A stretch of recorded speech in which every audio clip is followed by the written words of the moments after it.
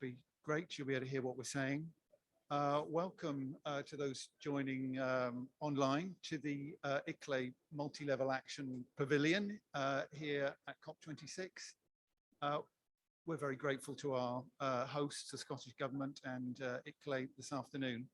We're having a bit of a silent disco here where we're using microphones and headphones so that everyone can block out the ambient noise behind. My name's John Townley and I run the Wales and Africa programme for the Welsh Government.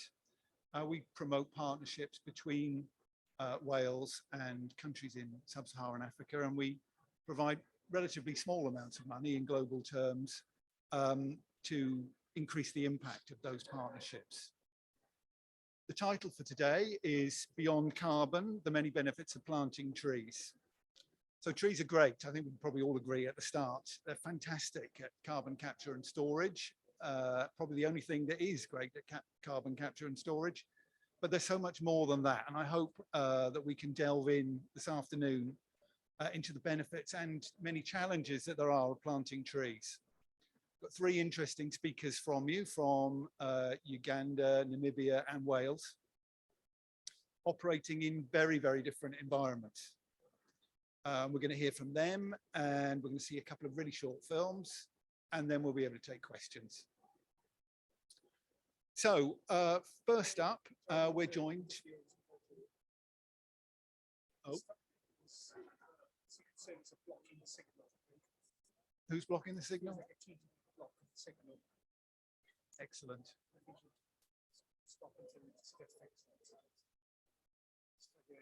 There's a technical problem.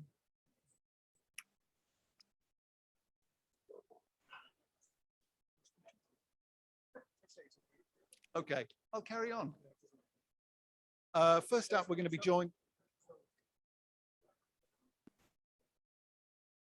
2 seconds. 2 seconds, everyone. It was, wasn't it? We were nearly 2 minutes in. I think you did very well. Thank you. Thanks for coming, everyone, anyway. Great. You've lost. We lost pretty much everything. There you go.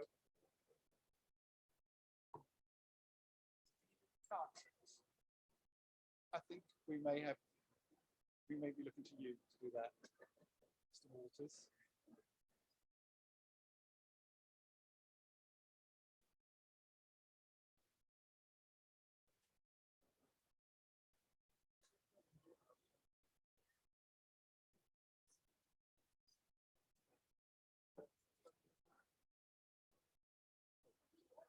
Sorry? Yes. Should we take these off? Let's take these off.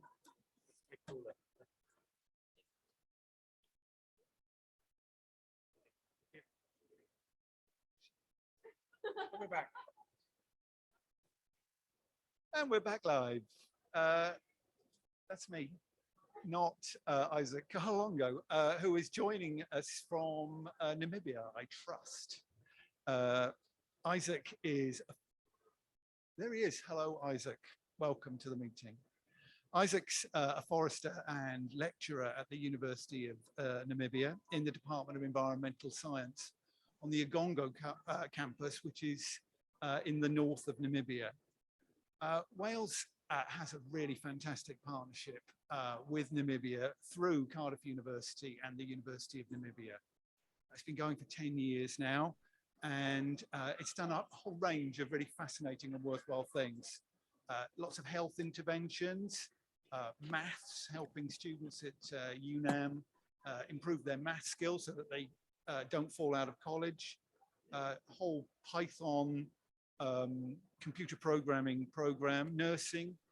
Most recently, they've been working on overcoming vaccine hesitancy, and Wales has been able to share surplus PPE and lateral flow tests and other equipment, really quite substantial amount, 6 months supply for Namibia, which has just arrived in country.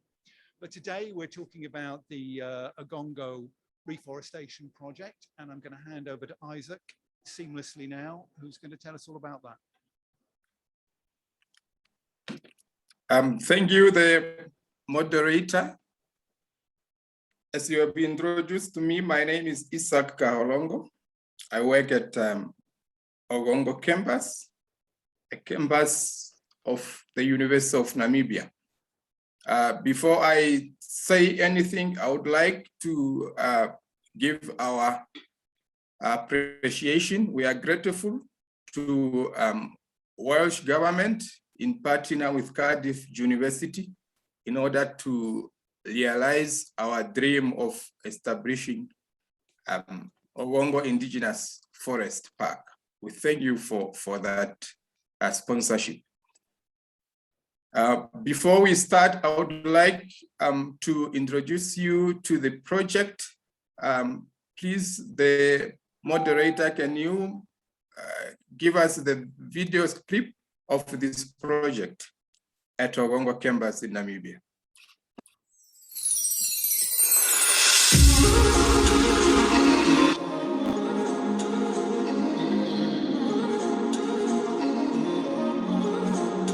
Ogongo Indigenous Forest Park project is part of the Phoenix project, which is a carbon offsetting initiative between the University of Namibia and the Cardiff University. This initiative, which is a climate mitigation initiative, have been started in order to propagate and plant native indigenous trees. A forest park is a new concept in Namibia to develop and restore 100 hectares of dryland forest that is native to Namibia, to develop it into a pristine forest so that we reduce the carbon footprint.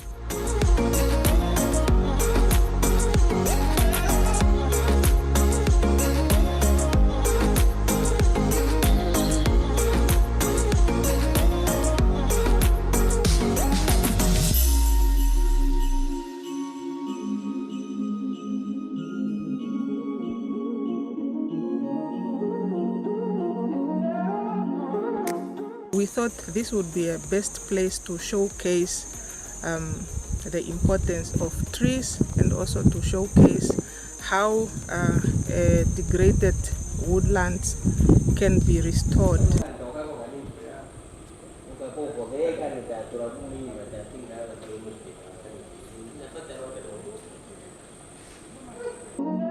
One of the impacts that this project will bring about is also the climate change mitigation, in terms of when you boost the forest, you increase the carbon and you somehow contribute to the reduction of greenhouse gases.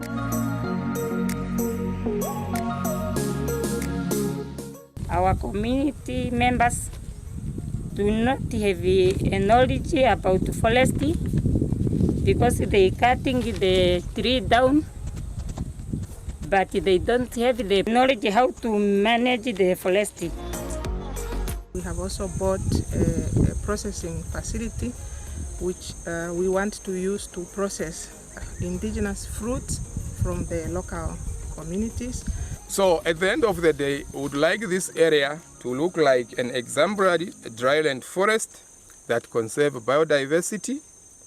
And then the area is restored and modified so that it have got varieties of higher value indigenous trees and shrubs with full potential in order to support education, research, recreation, the wellness. And at the same time, we could also introduce beekeeping activities in order to generate income.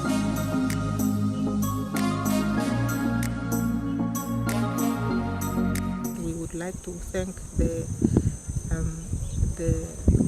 Welsh government for providing us with these funds. It was a lot of money, almost 5 million Namibian dollar, and we managed to purchase a lot of equipment that we can use to establish this forest park.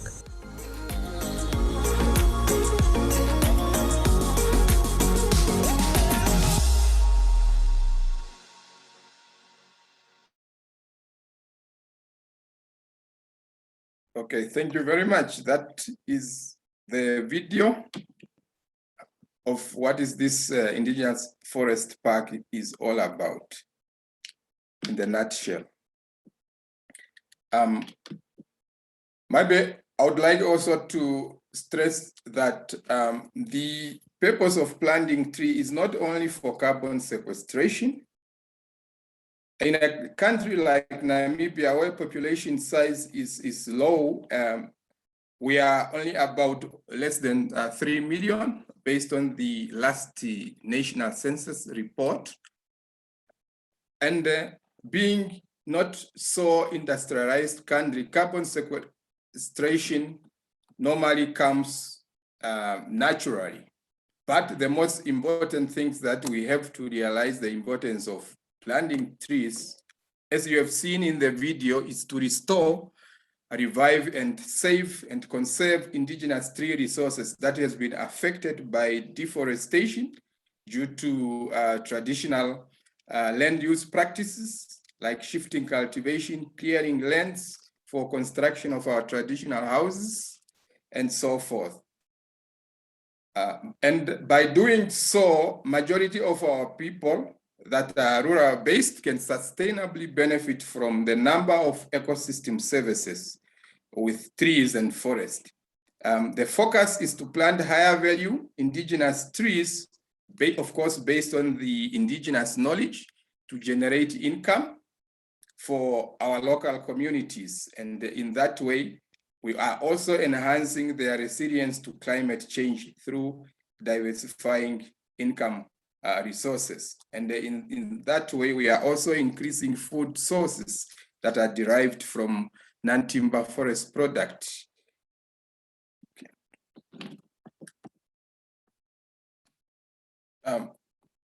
We hope that this exemplary forest park will be able to use it in order to advocate for conservation, socio-economic benefits, and finally, of course, carbon sequestration through training, education, and to assist in establishing other forest parks in other threatened and other vulnerable ecosystems. This is also in line with UNAP mandate, which is a training, research, and community outreach institutions. Namibia is very vulnerable to climate change. We know that Namibia is one of the driest countries in the sub-Saharan Africa. Its weather patterns are characterized by erratic rainfall during short wet season. Our wet season or rainy season is only about 3 to 4 months. And then we have a long, hot, dry season that ranges between 7 to 8 or more months. Having these weather patterns already present Namibia is very vulnerable to the impact of climate change. The predicted increase in temperature, evaporation, and rainfall variability will, of course, worsen already existing challenge that the country is facing.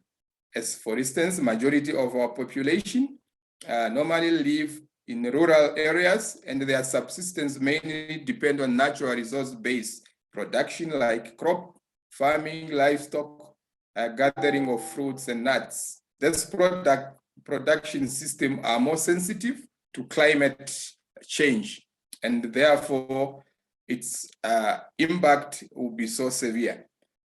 We also depend on groundwater resources. So it has been reported that groundwater recharge might decrease by 49% if the global temperature increases by 2 degrees. The dependence of these water resources, of these groundwater resources, will hardly affected by climate change that will eventually also affect other production systems in Namibia. Can I still continue or? So the main challenge that we have in Namibia, as in the video, one of the members of our community have expressed, we need to provide proper information to our communities in order to conserve and also to value our indigenous trees and forests. More especially, we need to create incentives. For instance, we are happy with the fund from the Welsh government. We are going to have a sort of a processing plant in order to process indigenous fruit. In that way, we'll create incentives so that our members of the communities will be able to see the value of conserving or domesticating or planting these trees. At the same time, if our trees are conserved, at the same time, the trees will also do the natural process of carbon sequestration. And in that way, we contribute to the Sustainable Development Goal, more especially goal number 13 and goal number 15, as we know. I think I can end here unless there is any following questions. Thank you very much.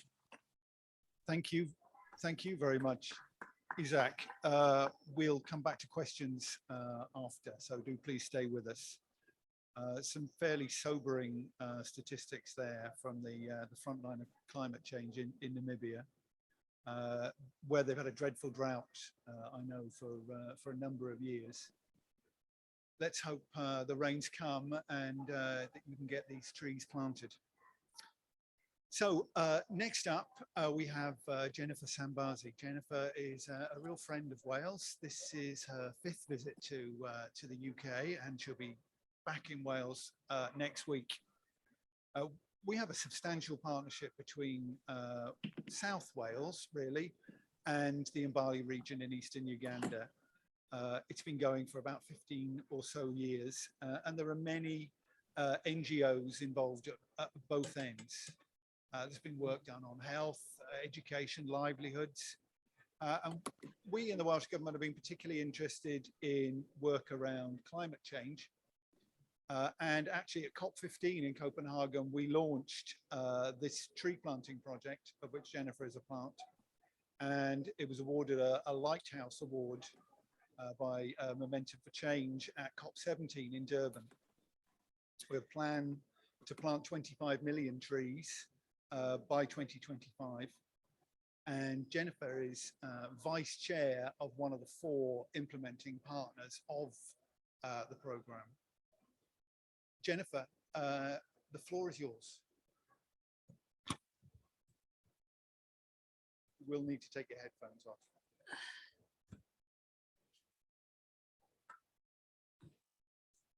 Okay, thank you. Thank you, our minister, our moderator, ladies and gentlemen, you are most welcome to this conference. I'm very grateful to be with you here at this time. May you please allow me go through what I've come with. I'm Jennifer Sambarzi. I'm a Fairtrade farmer from Uganda. I've been growing coffee for nearly 30 years. My parents grew coffee. My grandparents grew coffee. My children also grow coffee. Coffee is in my blood. I grew up around trees. I'm part of a cooperative of 300 farmers in Bunabude at a altitude of 2,400 meters above sea level on the slopes of Mount Elgon. I'm the chairperson, the first woman to hold this position. And this makes me happy. We sell our coffee to a secondary cooperative where we are more than 3,500 members. It is called Mount Elgon Agroforestry Communities Cooperative Enterprise Limited, where I'm the vice chairperson. Again, I'm the first woman to take on this role. Things are changing. Me and my fellow farmers used to be able to farm consistently for food and for our livelihoods. The seasons, the weather, nature were predictable. Then we noticed changes. We first noticed changes 20 years ago. We tried telling people, but nobody would listen. It started with small changes, like the difference in the seasons by a week or two. The birds were arriving at different times. Then came the rains faster, quicker, without warning, and causing great harm to our coffee, to our land, to our people. When we joined Fairtrade, it felt that we were being listened to at last. Fairtrade stood what farmers around, understood what farmers around the world were telling them. The environmental standards were strict in relationship to fertilizers, water usage, and pesticides. We were encouraged to grow organically. We were also encouraged to participate in agroforestry methods. Fairtrade has empowered me in more ways than I could never have imagined.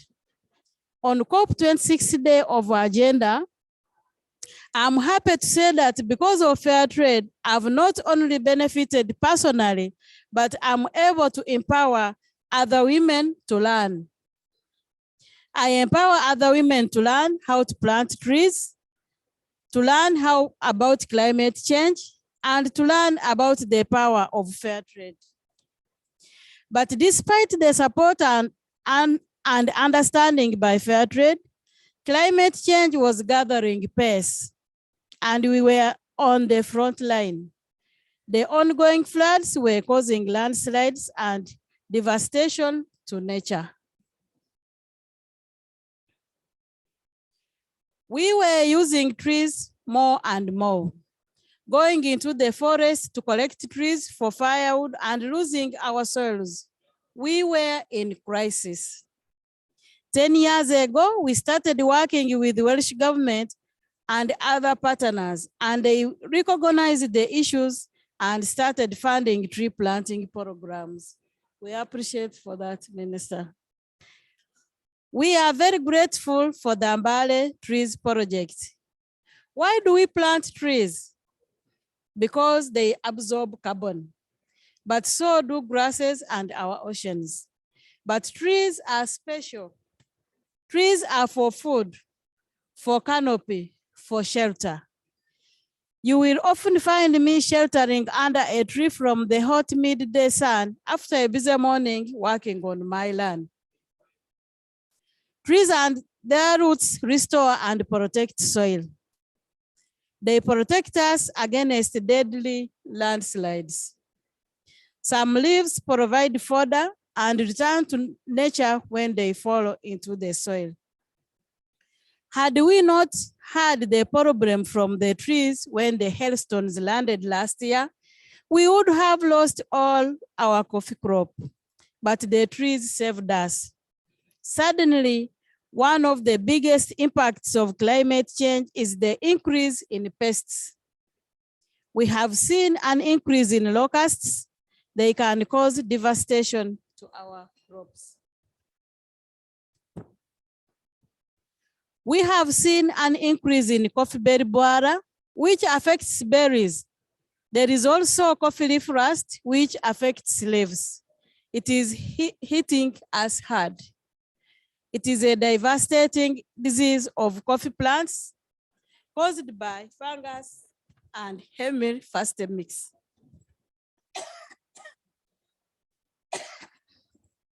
Excuse me. It is a device. The rusted leaves drop, leaving the tree plant bare with significant lower culture yield that usually die a few years. Excuse me.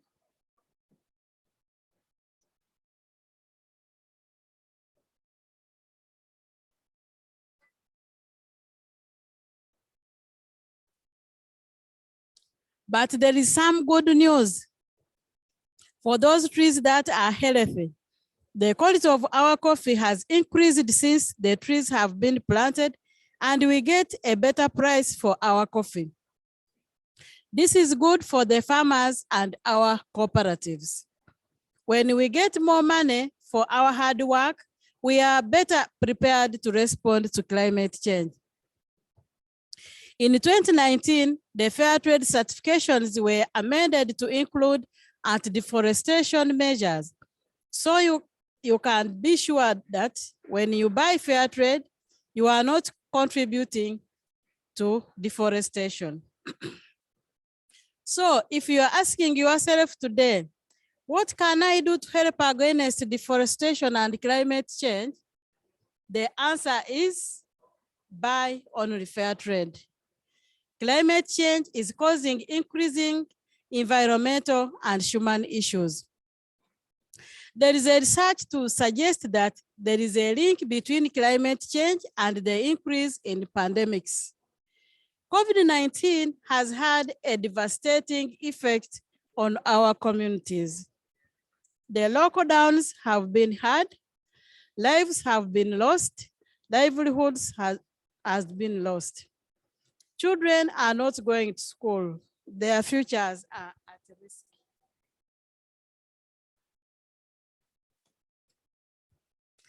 During the pandemic, we were able to work in partnership with the people of Wales who bought our coffee through a new social enterprise. It's called Jennifer's Coffee, and I think you have seen it. Thank you to the Welsh government for its support.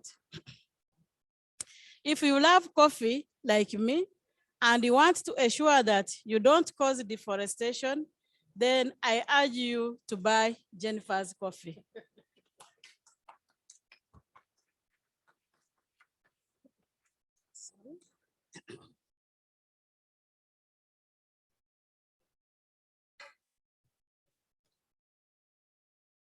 My coffees are available to buy here at COP26 and online, just Google Jennifer's Coffee.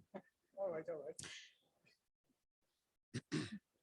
Where the focus of the Mbale Trees project is on planting long-term trees, we also plant short-term trees and shrubs such as Caliandra and Sesbania.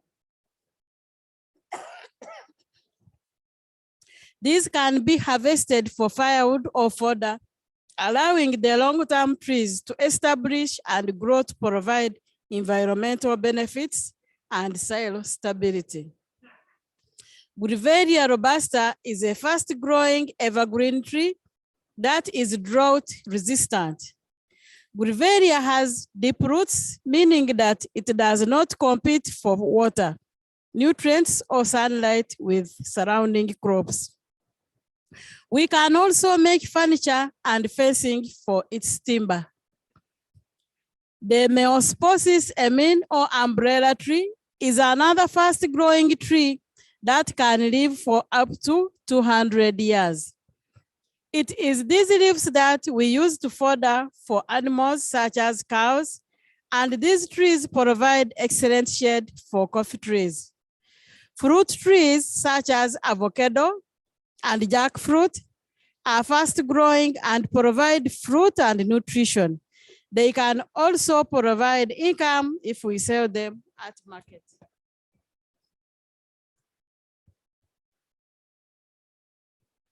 According to the Global Forest Watch Project, which uses satellite imagery to gather deforestation data, a shocking 1.5 billion trees are cut down every year. This is ecocide. Trees are our friends. They provide, they protect, they keep us safe from climate change. But we must conserve them, protect them as they protect us, and plant more trees. When? By 2030. No, we must do it now together. Thank you, Mlembe.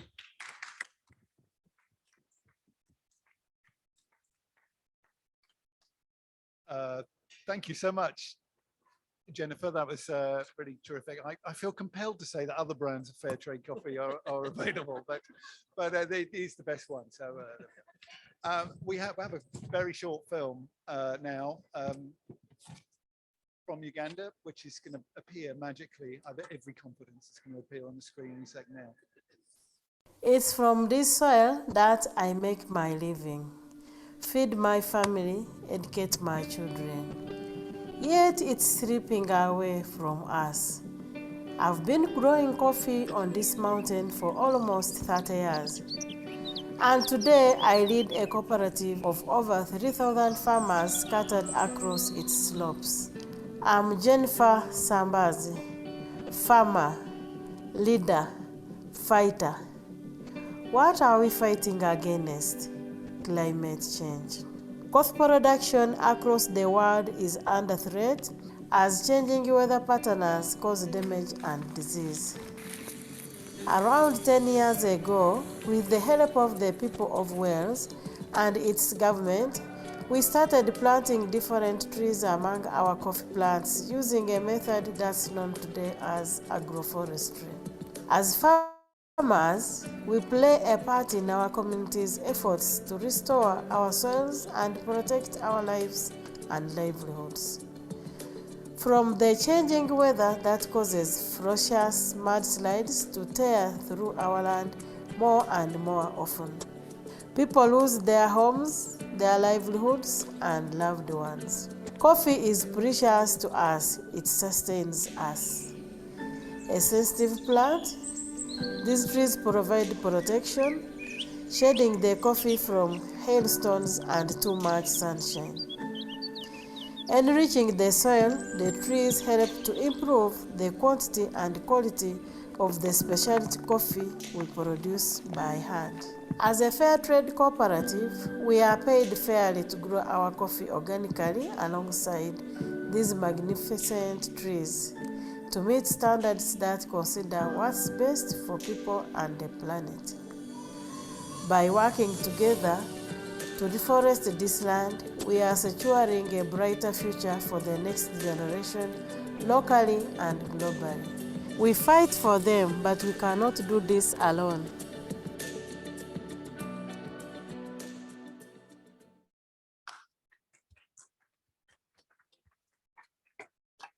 Wow, isn't that just a fantastic film? I'm so grateful that you've been with us today, and thank you for that inspiring message. Next up, we have the Welsh Government's Deputy Minister for Climate Change, Lee Waters, former Director of the Institute of Welsh Affairs and Director of Sustrans, a major cycling charity. It's my very great pleasure to introduce him today. Thank you very much. Can I just say, today is Gender Day at COP26, and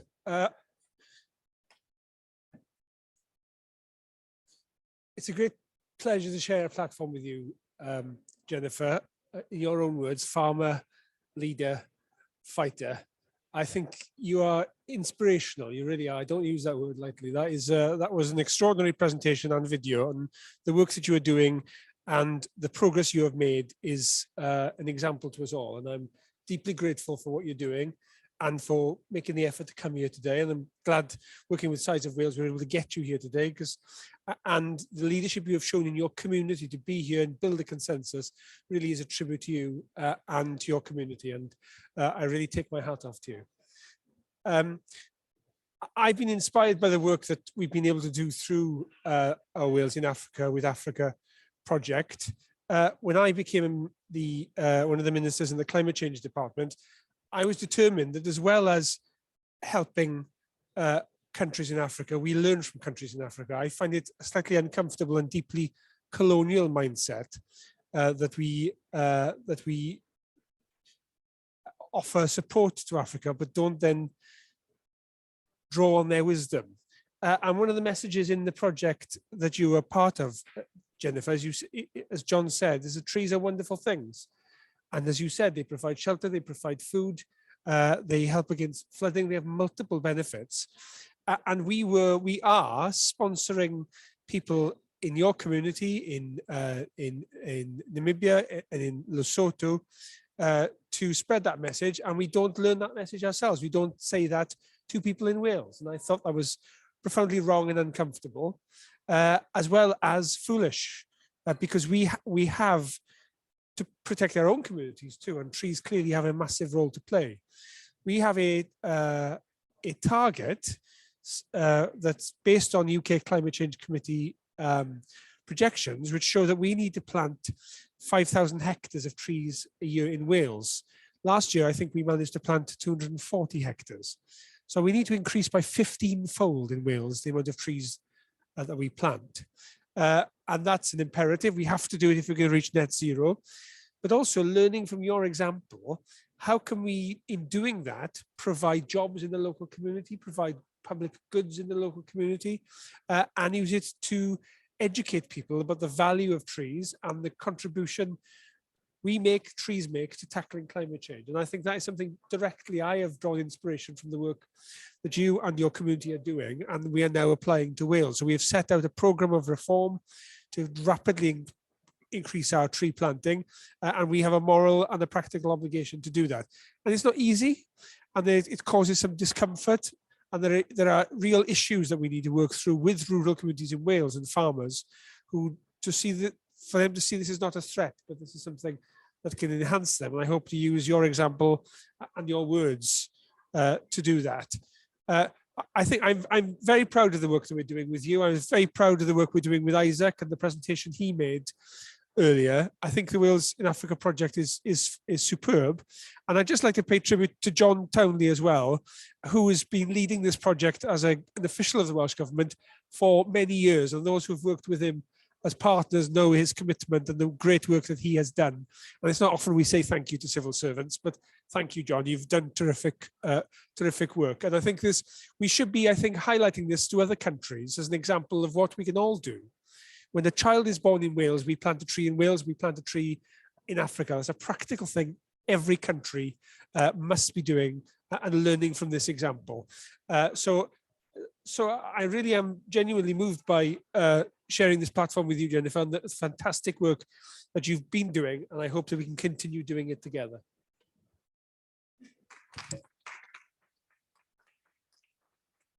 Right, well, thank you very much for those unexpectedly kind words, Minister. I'm just a bit overwhelmed by that, but we'll move swiftly on, I think, to take some questions from the floor. Who would like to ask the first question? Oh, thank you. Gentleman in the front here with too much front row, not front hair. You have too much hair, mate. I do have too much hair. Thank you. Minister, it's a question for you, really, I suppose. So we saw this week Scotland announced that they're going to put some funding, a small amount, into loss and damages. And we've heard about from Jennifer how climate change is posing threats to their livelihoods, their homes, their territories. I was just wondering, is that something Wales is interested in looking at, even though we are a small nation, probably not huge funding available, but is that something, given that we are, as a small nation, doing a lot already in Uganda and other places?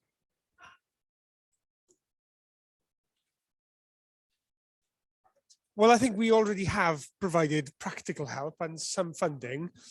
We are limited by our devolution settlement. We don't have powers to act in foreign affairs, and when we do provide support, it needs to be support that we also able to draw benefit from. And I think that's what's so clever about the Wales in Africa project, the way it's been demonstrated. So as well as directly helping communities like Jennifer's, we send Welsh nurses and teachers over to African countries to be able to teach, which they benefit from, and the communities that they're working in benefit from too. I think the example of the Scottish government, as you say, giving a relatively small amount of money as a symbolic gesture is an excellent one. And I think that is something we need to reflect on, but it's not something I'm able to announce today, I'm afraid. But that is the point of this, isn't it, on these summits, is we learn from each other and countries take a lead and make moves, and others are able to look at that and think about it and then decide whether or not they can do something similar. And that's certainly something we'll take away from COP as something we need to reflect on further. Thank you very much for that. I think can we have another question perhaps, or perhaps? Yeah, okay. Thank you both for talking. Oh, I can hear myself twice. Basically, this is a question for both of you from different perspectives, but I was wondering, in both of yours opinion, what is more action that world leaders could and should be taking in the West, especially to kind of aid the impact that we've created in the global South? Yeah, if that makes sense. Thank you.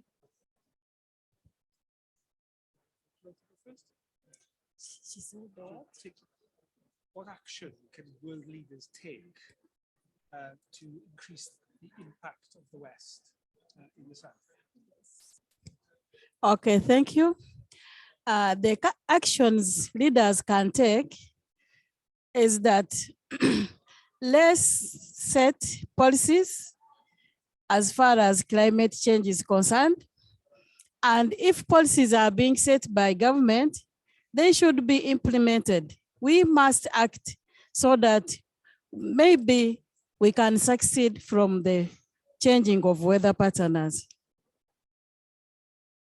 Well, I'd echo that. You know, my focus has been, it's no good talking about what we can do in 2050. I want to talk about what we're going to do this year, next year, and the year after, because that's what really counts in climate change terms, not some far off targets that other politicians will have to deliver on. Stop doing harm and start making change. And that requires leadership and courage and character. And that's what is expected of us.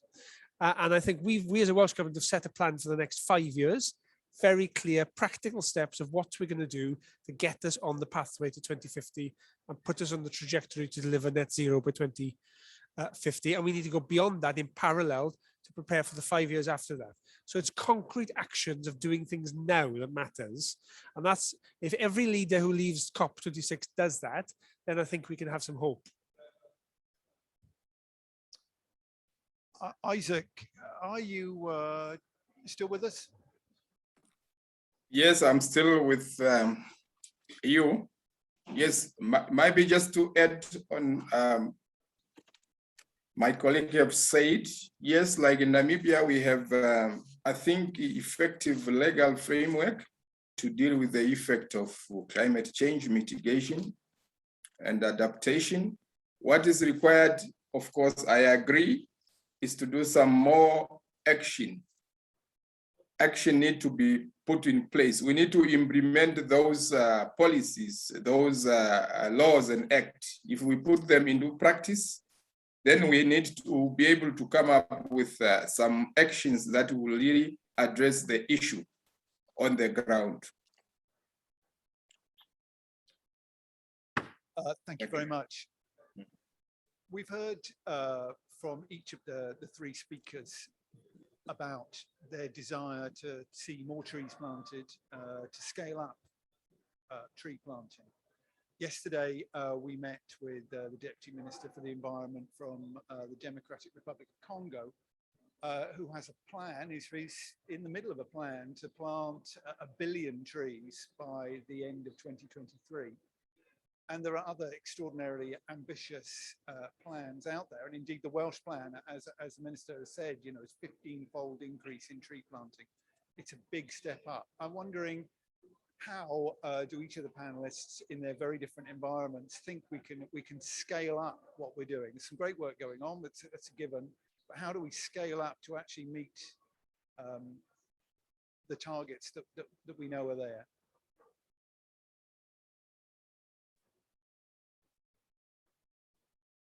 Is that a question to the panel? Yes. Well, that's what we're working through now, and it's much easier to talk about than it is to do. So I set out to do what we pretentiously called a tree deep dive earlier in the summer, which was an exercise with experts, challenging people deliberately, not people who are going to tell us what we wanted to hear. Very intense. Over about 6 weeks, we've met for a total of 90 hours over a short period, and worked through what the barriers were and asked to identify specific practical actions to overcome those barriers. And through the momentum created by that, and also through the Alliance for Change that was generated through that, we have now dozens of actions that we've agreed and are now working through. So we are increasing the funding we're putting in. We're hopefully going to give initiative where we're going to give people trees themselves to plant, but more systemically, we're looking at the future farming subsidy regime to put tree planting in as part of that. We're going to work with public bodies, so all public bodies in Wales identify what area is suitable for tree planting, particularly in urban settings, and to work with them to plant trees everywhere. So there are dozens of recommendations which are available if you're really interested. If you type in tree deep dive Welsh Government into a search engine of your choice, you will see the full set of recommendations. But I think it's about practical steps and drive and leadership. So I'm, as well as doing the exercise, I'm now holding regular meetings with the same group for the follow through. And it's going to require attention to detail and commitment to do it, because it's going to be very, very hard to do. And we haven't done it yet. So judge us in a few years, I would say. Thank you, Jennifer. If I could come to you. Clearly, Mount Elgon in living memory would have been covered in trees. And now that the tree canopy is way up at the top of the mountain, overpopulation or a massive increase in population is one of the reasons why land, rather than logging companies, it's individuals, isn't it, chopping down trees. What do you think we can do to stop that deforestation that's taking place and actually increase the number of trees that get planted in your area?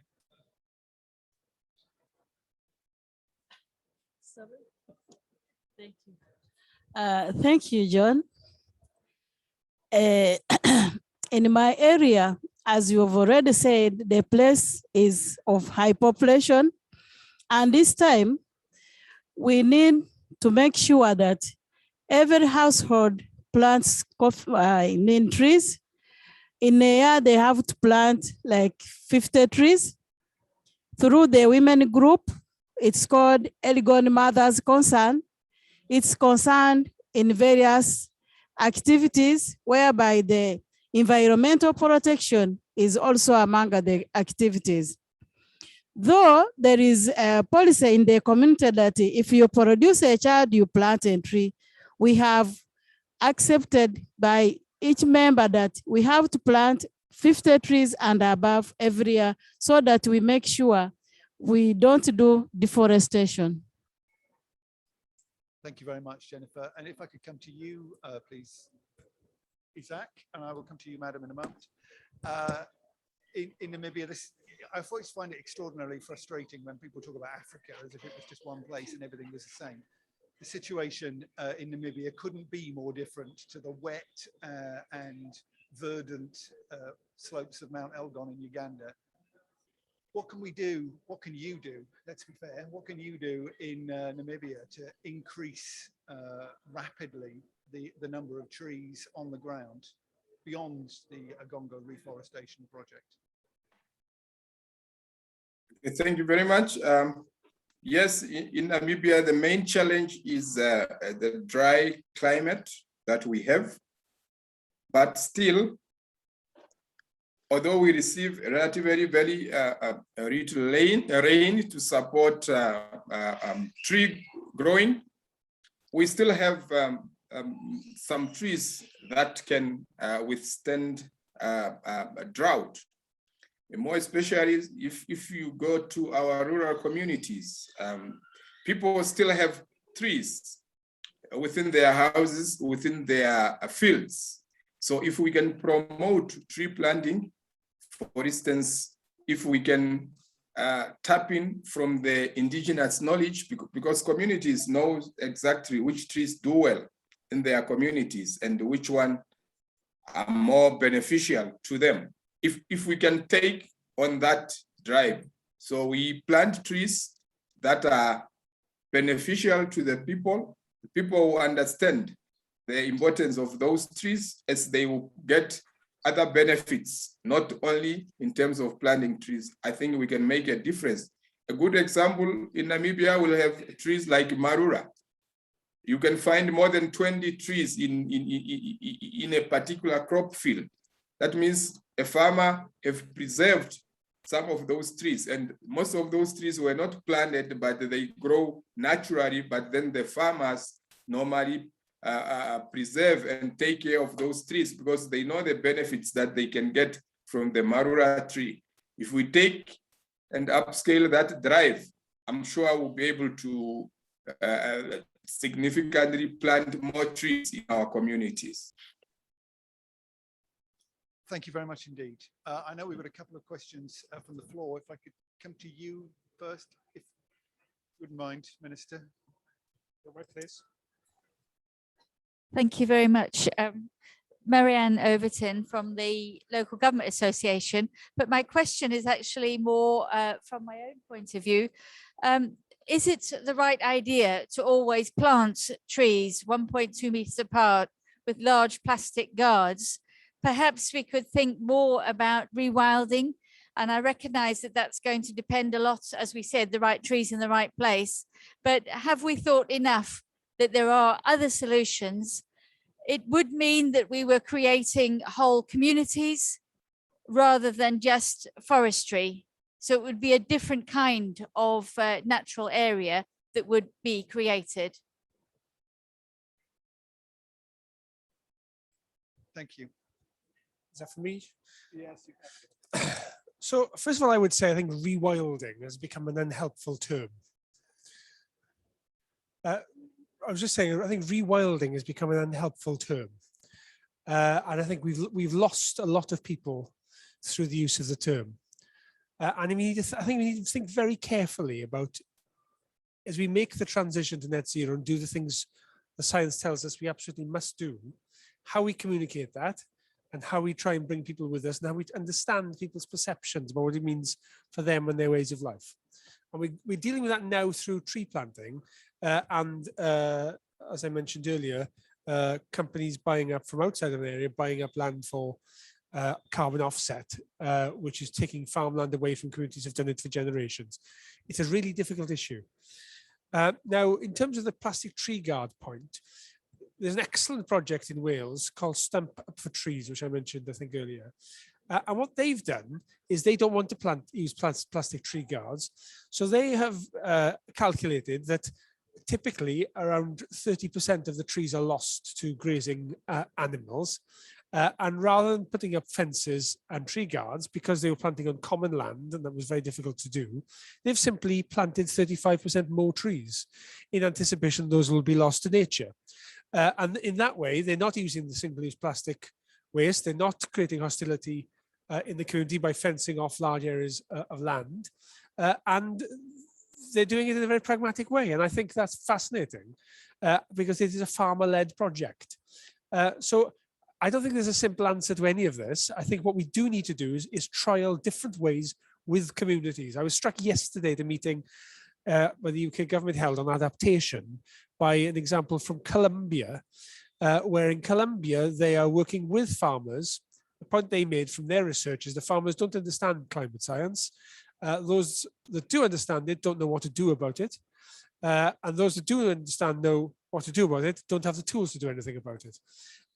And they've been doing a series of roundtables throughout Colombia and Latin America, where they take a climate scientist, a farmer, and a climate expert to put together, co-produce a plan for their area.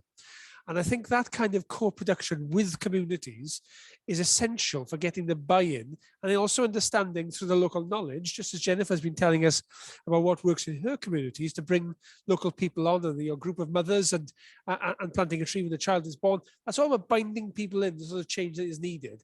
And I think that's the sort of thing we should be doing and avoiding terms like rewilding, which, right or wrong, are dog whistle signals to people.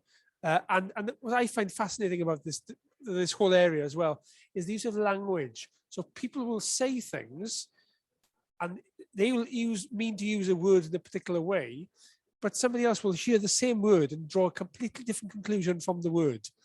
And I think rewilding is another one of those. I know exactly what you mean by it, but for the communities we're trying to persuade, they will see that as a hostile set of intents. So understanding how people use language and what they mean by it is part of the dialogue we need to have, I think, with the communities that we need to make the change. And it's not easy. Thank you very much for that. I wonder, you know, it's all about context, as you say, and rewilding in the Ugandan context, it's just not an option. There is no spare land. There is no land that you can rewild. I wondered, Jennifer, would you explain a little bit about agroforestry and what that actually means for you in the context of the tree planting that you're doing?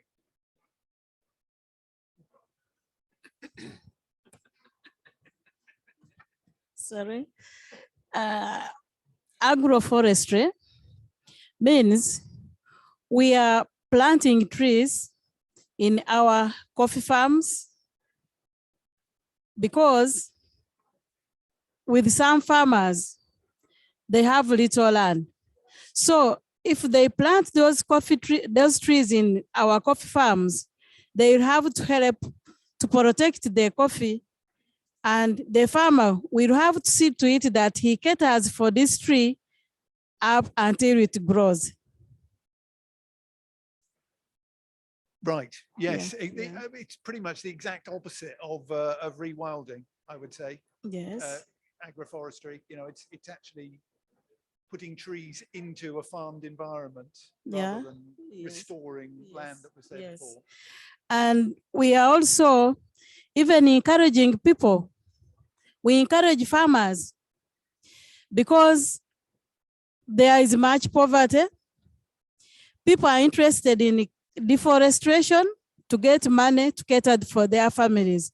But we are also encouraging them to have income generating activities, because coffee is a long-term project.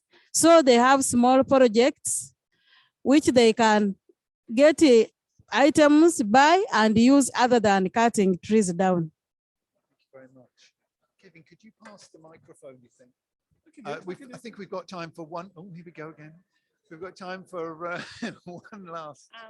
one last question. Thank you very much. My name is Halima from a subnational in Nigeria. So I was thinking, beyond agroforestation and planting trees in depleted forests, couldn't we look at children? When they're born, a tree is planted, right? So couldn't we involve our school children to plant trees wherever so that they can nurture it? I remember when young, we had trees in our secondary schools, boarding schools, of course. So I thought we should look at that. No matter where a tree is planted, a tree is a tree. Thank you very much. Well, thank you very much for that point. Yes, no, it's a good point. Thank you very much. I know in Uganda, school children are very much engaged in tree planting, and there's a lot of tree planting going on in schools. In Wales, not so much, but I think there's talk of planting in schools, on land that schools have. Am I right? He's nodding. So it's a great suggestion, and we are beginning to think about that. And you've given me a prompt to think about it some more. So there is a charity in the UK called the Woodland Trust who do offer free trees to community groups and to schools. We want to make that more systematic. We also want every family to plant a tree, and we're working currently now on a scheme to how to make that easy, again working with the Woodland Trust. But I think you're absolutely right, because it's about, the tree is a symbol, isn't it? It is both a practical thing, but it's also a way of connecting people with nature.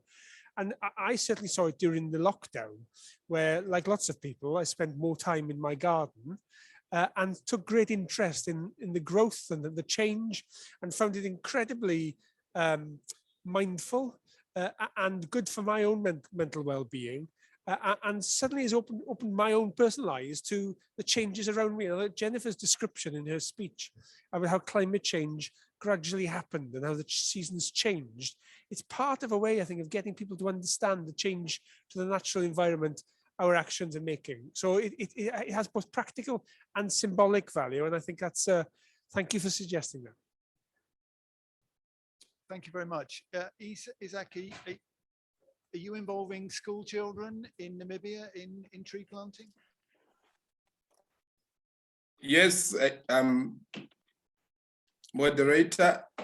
One of the issues regarding the Indigenous Forest Park in Ogongo is that we will include the surrounding communities because the forest park will be extended to the schools surrounding our campus there, where we will involve them in planting trees. I think it's a good initiative. For instance, maybe we need to come up, for example, with some practical issues where we can maybe have some competitions where different schools compete in terms of how to plant trees, how to take care of their trees, and at the end of the day, they can be rewarded with something, maybe more trees to plant, for example. And in Namibia, the suggestion, I think it's very great. We have enough land in Namibia where every member of the family can plant trees and then take care of the trees. Although our population is very low, but I think we will make an impact, more especially if we plant multi-purpose trees with higher value that we can promote, more especially in the dryland agroforestry system that can fit in the Namibia dry conditions. Thank you very much indeed. Well, I think I think that's all we've got time for this afternoon. All that remains is for me to thank our hosts at ICLEI this afternoon, and for our three speakers, Deputy Minister for Climate Change, Lee Waters, Fairtrade farmer, Jennifer Sambarzi, and lecturer and forester, Isaac Kahalongo from Namibia. And to thank you at home for joining us this afternoon. Thank you, everyone.